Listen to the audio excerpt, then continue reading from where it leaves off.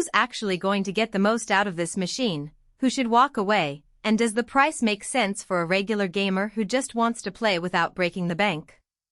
Those are the 3 questions that keep popping up whenever a pre-built gaming PC lands on a review feed. Link is in the description if you want to check the product details on Amazon, and I'm going to walk through the real-world considerations that separate a good plug-and-play experience from a purchase you'll regret. First off, let's admit the hesitation. You've probably seen a headline that reads Intel i5-14600KF, RTX 4060Ti, 16GB DDR5, 1TB NVMe and thought, that sounds powerful enough for my builds, but is it really the right fit for me?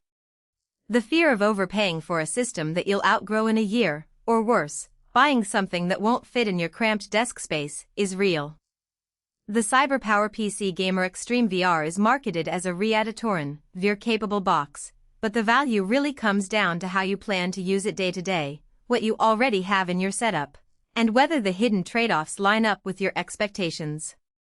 Let's start with the audience that will love this.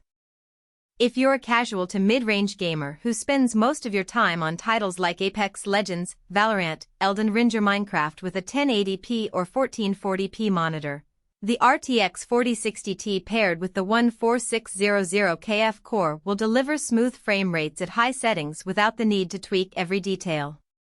The 8GB of VRAM on the GPU is more than enough for those resolutions, and the 16GB of DDR5 RAM gives you headroom for background applications like Discord, Chrome tabs, or a music streaming client.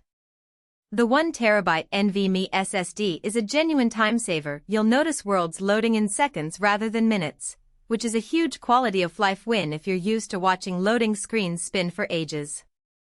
Another group that finds a clear advantage here is anyone looking to dip their toes into VR for the first time.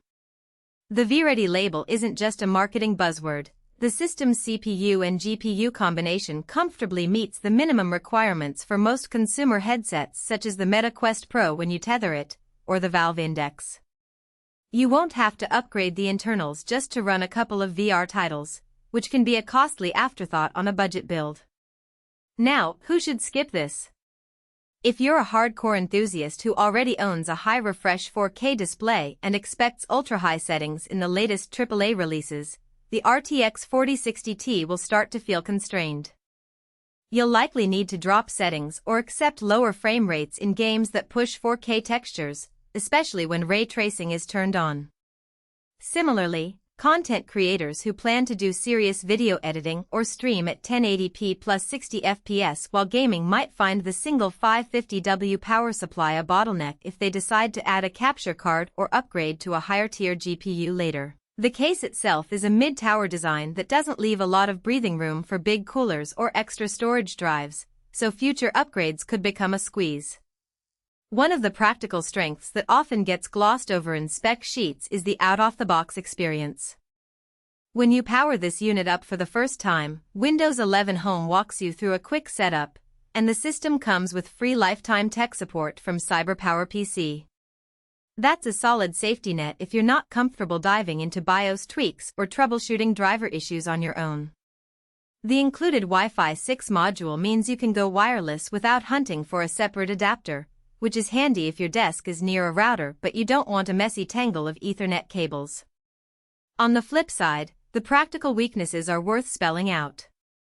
The cooling solution is a single 120mm fan that sits on the side of the case.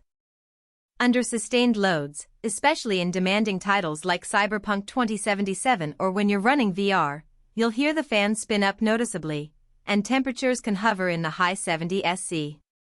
It's not a disaster, the components stay within safe limits, but it does add a low-grade hum that could be distracting if you're in a quiet room.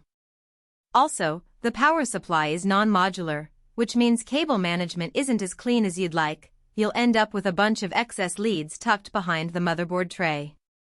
For a pre-built aimed at convenience, that's a minor annoyance, but it's something to keep in mind if aesthetics matter to you. Let's talk value beyond the headline numbers. Building a comparable rig from parts in 2024 would likely cost you a similar amount, maybe a bit more if you factor in the time spent researching compatibility, ordering components, and troubleshooting any hiccups. The pre-built saves you that hassle, and the 1-year parts and labor warranty plus lifetime tech support adds a layer of peace of mind you don't get when you assemble your own machine. For many buyers, that warranty translates into real savings. If a component fails early, you won't be hunting down a replacement part and shipping it yourself. However, the trade-off is that your